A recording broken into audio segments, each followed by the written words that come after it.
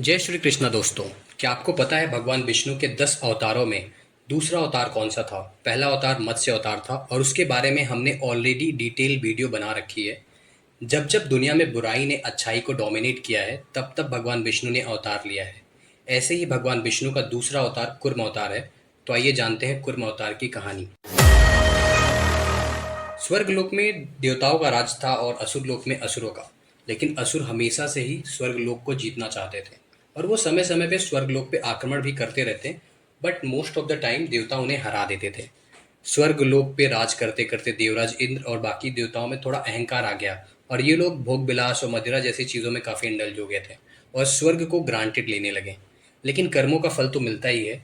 ऐसे ही एक बार दुर्वासा ऋषि कहीं जा रहे थे और रास्ते में उन्हें बड़े ही सुंदर फूलों की माला मिली। तो उन्होंने सोचा इसकी असली जगह तो स्वर्ग में ही है, क्यों ना ये माला देवराज इंद्र को भेंट की जाए। जब दुर्वासा ऋषि ने वो माला देवराज इंद्र को भेंट की तो अहंकार और मदिरा के नशे में चूर इंद्र ने ऋषि का अपमान कर दिया। और दुर्वासा ऋषि तो अपने गुस्से के लिए ही जाने जाते हैं और उन्होंने इंद्र को श्राप दे दिया कि हे इंद्र, जिस स्वर्ग और शक्ति का तुम्हें इतना घमंड है वो तुमसे बहुत ही जल्दी छिन जाएगी। और श्राप का सुनते हैं इंद्र अपने सेंसेस में वापस आते हैं और माफ़ी मांगते हैं, लेकिन तब तक बहुत देर हो चुकी थी क्योंकि दुर्वासा ऋषि का श्राप वापस नहीं होता।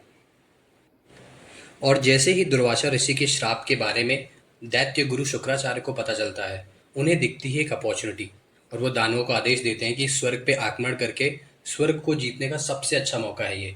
और ऐसा ही होता है क्योंकि श्राप की वजह से देवताओं की शक्तियाँ कम हो जाती हैं और जब असुर देवताओं को हरा देते हैं हर जगह क्योस मच जाता है। असुर हर अच्छी एंटिटी को परेशान करने लगते हैं। यह सब देख के सारे देवता एज यूजुअल ब्रह्मा जी के पास जाते हैं और ब्रह्मा जी उन्हें साथ लेके सृष्टि के संचालक भगवान विष्णु से हेल्प मांगते हैं। फिर भगवान विष्णु उन्हें समुद्र मंथन करने का आदेश देते हैं और उससे निकलने वाले अमृत के बारे में बताते हैं कि अमृत पान करने से देवता अमर हो जाएंगे और जो अमर हो जाएगा उससे कौन ही युद्ध करेगा। काइंड ऑफ परमानेंट सोल्यूशन था ये एक। लेकिन इतने बड़े समुद्र का मंथन करना आसान नहीं था और असुरों के हेल्प के बिना तो इम्पॉसिबल ही था। और असुर और देवताओं का मिलकर किसी एक काम का करना भी इम्पॉसिबल था क्योंकि दोनों अपोजिट एंटिटी हैं। देवताओं को अमृत की ज़्यादा ज़रूरत थी, इसलिए उन्होंने असुरों को अमृत का लालच देके समुद्र मंथन में हेल्प करने के लिए कन्विंस कर लिया और डिसाइड हुआ कि जो भी निकलेगा आधा आधा दोनों का हक में आएगा। मैन पावर का इंतजाम तो हो चुका था, अब बाकी रिसोर्सेज की व्यवस्था करनी थी कि इतने बड़े क्षीर सागर का मंथन होगा किससे। तो भगवान विष्णु ने सुझाव दिया कि मंदरांचल पर्वत को एज अ मथनी एंड वासुकी नाग को एज अ रस्सी यूज करके समुद्र का मंथन पॉसिबल है। भगवान विष्णु ने देवता को पहले ही आगाह कर दिया था कि आप लोग वासुकी नाग के पूंछ वाले हिस्से के साइड रहिए, क्योंकि वासुकी नाग के फन वाले साइड से वासुकी का जहर आग की तरह निकलता है। अब जब मंथन के समय देवताओं ने पूंछ वाले हिस्से को चुना तो असुरों ने मना कर दिया कि नहीं, पूंछ वाला हिस्सा हमें चाहिए। अब रीज़न तो उन्हें पता नहीं था, लेकिन असुरी प्रवृत्ति होने के नाते बस जिद पे आ गए।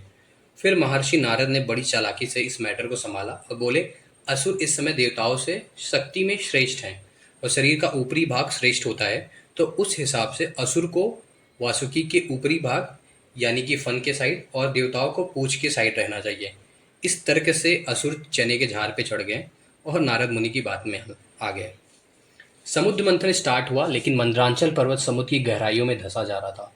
उस समय भगवान विष्णु ने कूर्म अवतार लिया, यानी कि कछुए का अवतार, जिसकी पीठ की शील्ड बहुत स्ट्रांग होती है। फिर भगवान विष्णु के कूर्म अवतार मंदरांचल पर्वत का बेस बने और समुद्र मंथन शुरू हुआ। समुद्र मंथन में काफ़ी चीज़ें निकली, जिसमें एक कालकूट हलाहल विष भी था जो कि पूरी दुनिया को ख़त्म करने के लिए काफ़ी था। तब देवताओं के आग्रह पे वो विष शिव जी ने अपने गले में धारण किया, इसीलिए उन्हें नीलकंठ भी कहते हैं और उनका गला विष की वजह से ही नीला है। अब क्वेश्चन ये है कि शिव जी के अलावा किसी और देव या भगवान विष्णु या ब्रह्मा जी ने विष क्यों ग्रहण नहीं किया? Mahadev is the destroyer. अगर किसी चीज़ का जन्म हुआ है तो उसको महादेव ही डिस्ट्रॉय करते हैं। तो ये रीज़न था। सबसे लास्ट में निकलता है अमृत, जिसके लिए सारा मंथन किया गया और जो भी अमृत पान करते हैं वो अमर हो जाता है और असुरों का अमर होना कहीं से भी उचित नहीं था। इसीलिए भगवान विष्णु ने मोहिनी का रूप धारण किया और असुर उनके सुंदरता से मोहित हो गए और मोहिनी का सारा अमृत देवताओं को पिला दिया। लेकिन राहु नाम का एक असुर अपना रूप चेंज करके देवताओं के साइड आ जाता है और जैसे ही मोहिनी ने उसे अमृत दिया, चंद्रदेव ने उसे पहचान लिया और भगवान विष्णु को बता दिया। उन्होंने तुरंत सुदर्शन से उसका गला काट दिया, लेकिन राहु का गला तब तक अमर हो चुका था। अमृत पान के बाद देवता अमर हो गए थे और उन्होंने फिर से स्वर्ग जीत कर उस पर अपना राज स्थापित किया and everything back on the track. Video अच्छी लगी तो please like share and subscribe और ज़्यादा से ज़्यादा पेड़ पौधे लगाएं, उसकी बहुत ज़्यादा ज़रूरत है। मिलते हैं नेक्स्ट वीडियो में। हर हर महादेव।